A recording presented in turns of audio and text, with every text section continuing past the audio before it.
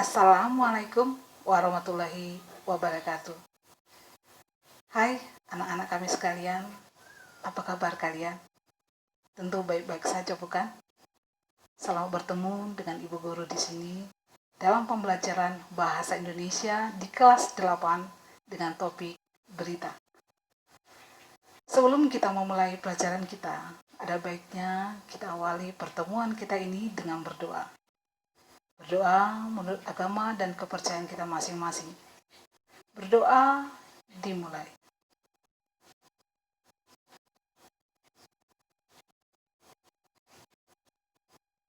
Berdoa selesai.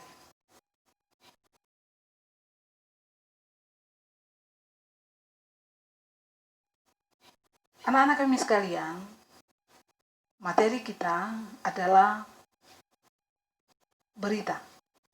Materi ini bukan hal yang baru lagi untuk kalian. Di sekolah dasar, kalian sudah mempelajari materi ini. Materi ini ada kita temukan di pembelajaran kelas 6. Tapi tak ada salahnya jika Ibu mengulang kembali untuk melanjutkan pembelajaran membuat berita. Sebelumnya kita harus tahu, berita adalah laporan tentang sebuah peristiwa. Baik itu fakta atau pendapat, opini yang aktual, terkini dan tentunya menarik untuk kita dengar dan penting untuk kita. Dalam kehidupan sehari-hari, kita sering mendapat informasi dari berbagai sumber, seperti melalui percakapan, rekaman, siaran radio, dan juga televisi.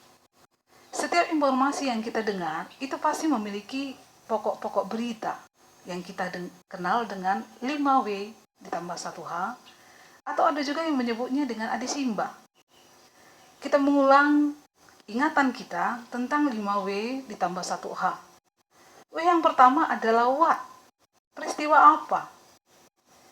W yang kedua adalah who, siapa yang terlibat. W yang ketiga adalah where, di mana peristiwa itu terjadi. W yang keempat adalah why, mengapa peristiwa itu terjadi.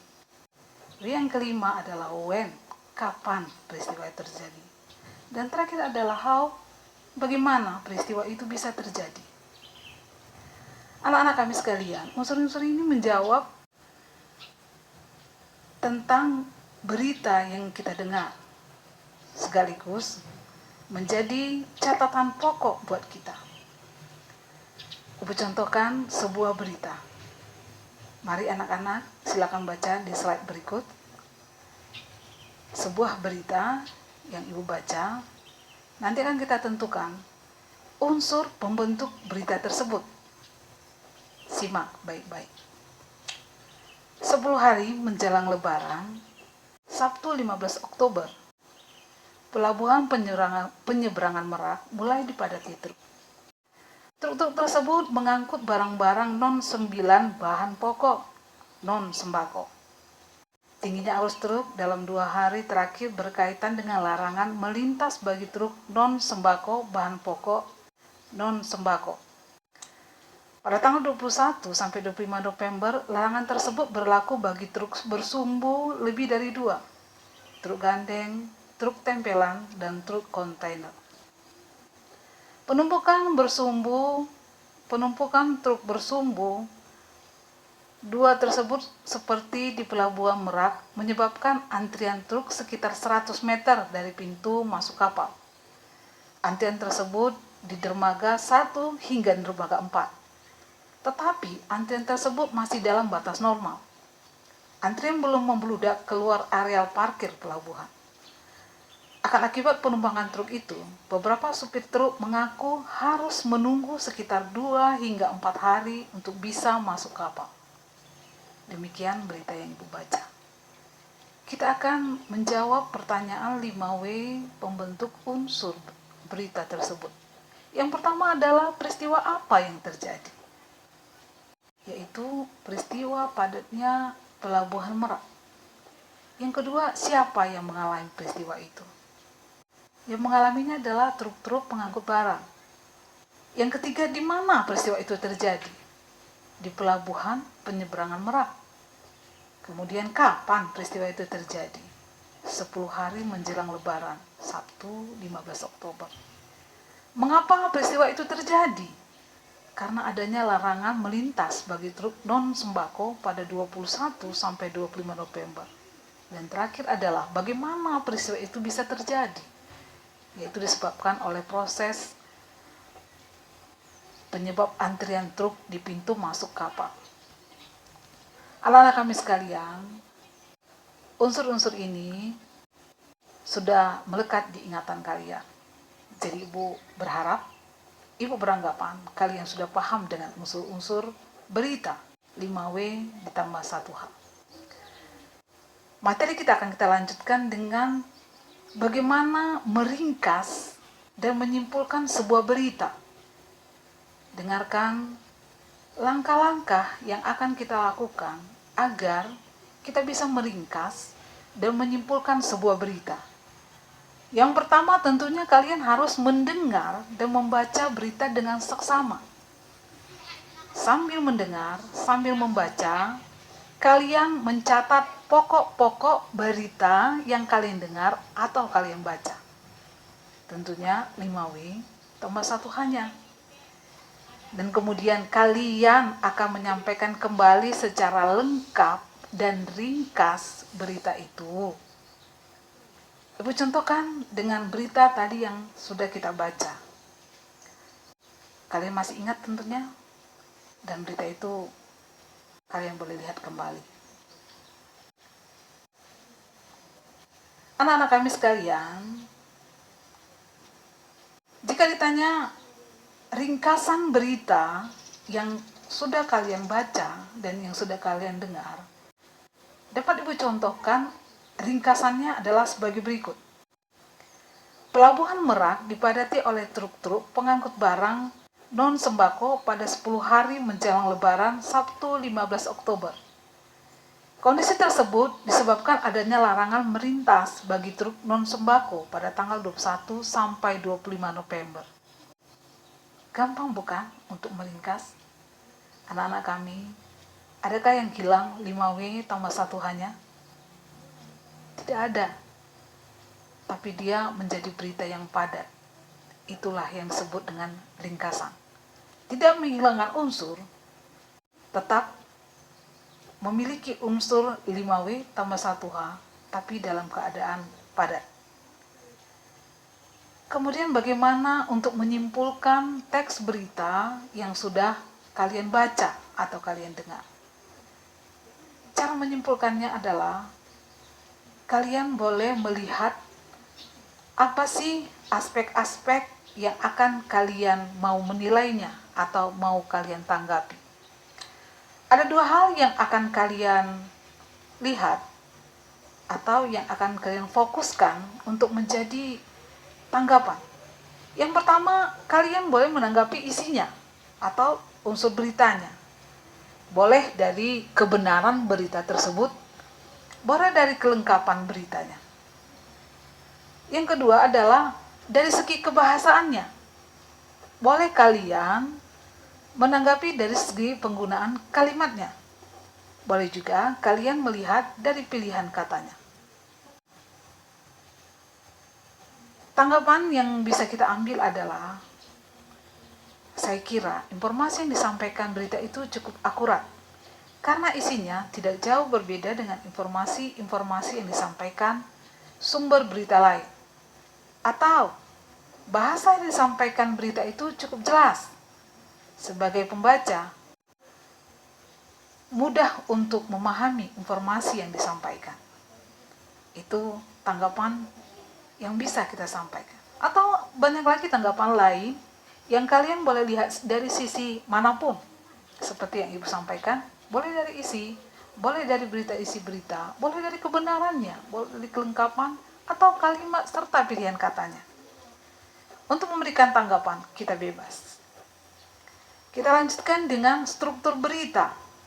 Struktur berita yang baik, kita awali dengan kepala berita, lead.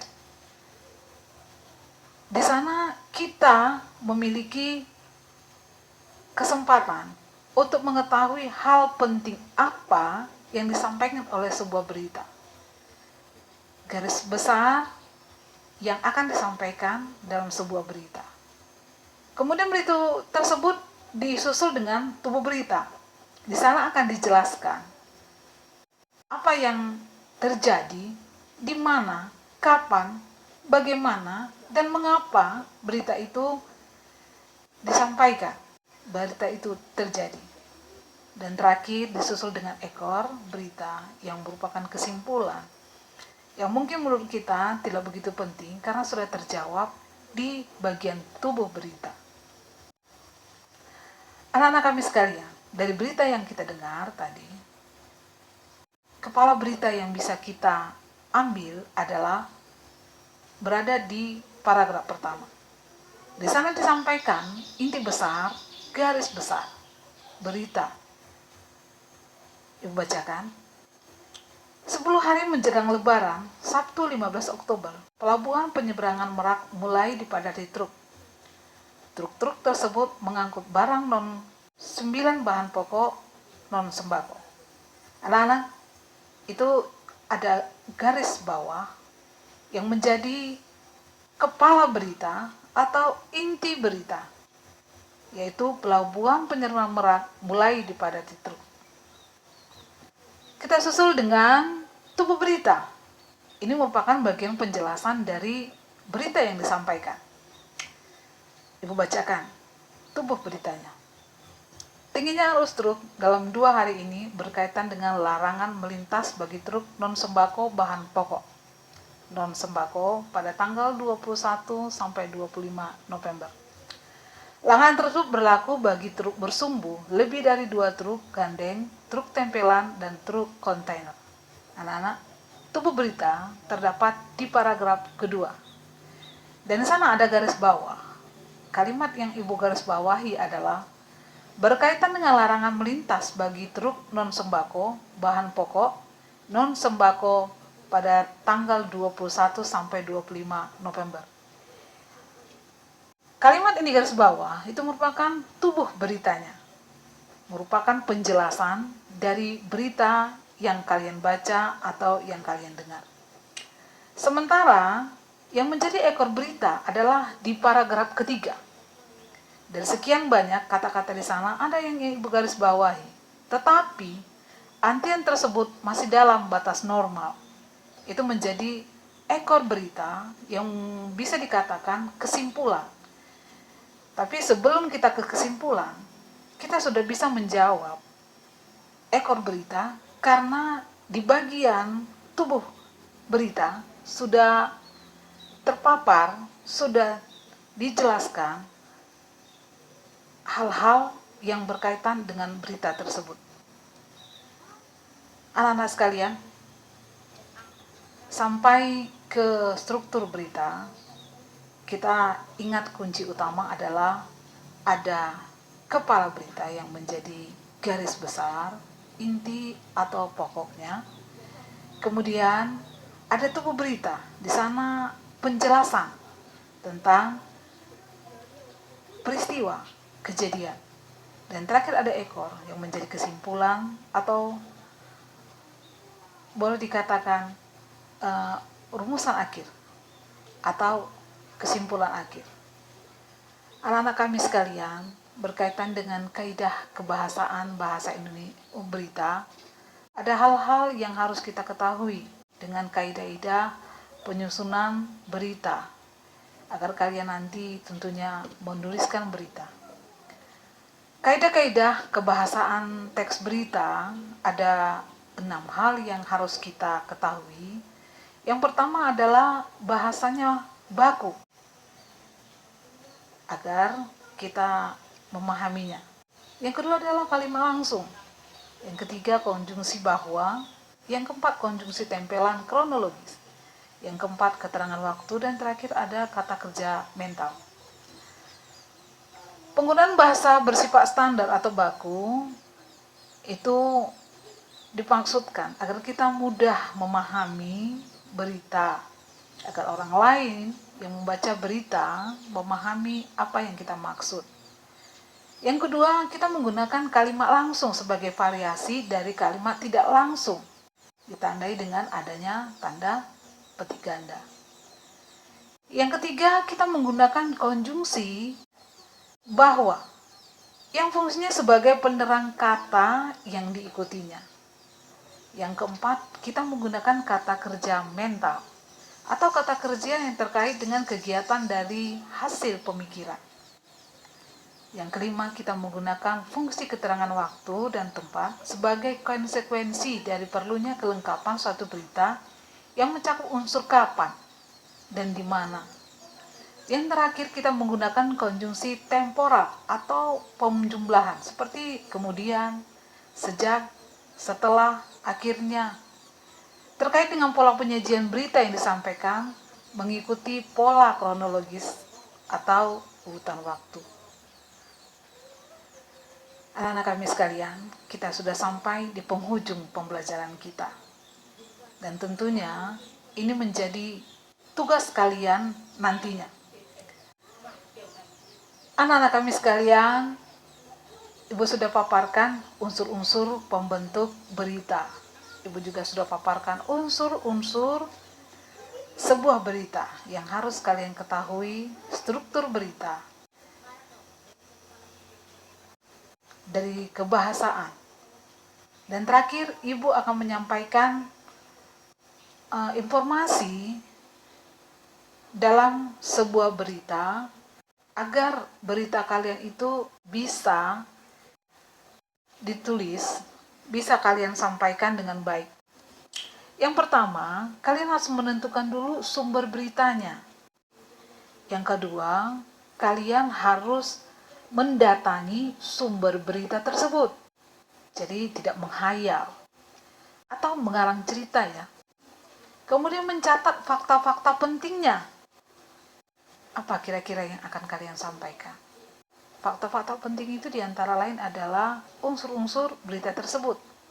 Dan terakhir, kalian mengembangkan catatan kalian menjadi teks berita utuh dengan mengaitkan struktur dan kaidah-kaidah kebahasaannya. Kenapa menentukan sumber berita terlebih dahulu? Karena tidak semua berita itu penting buat orang lain dan tidak semua berita itu menarik. Jadi kalian harus perlu pikirkan berita yang dibutuhkan orang, yang layak untuk dibaca, untuk didengar oleh orang lain.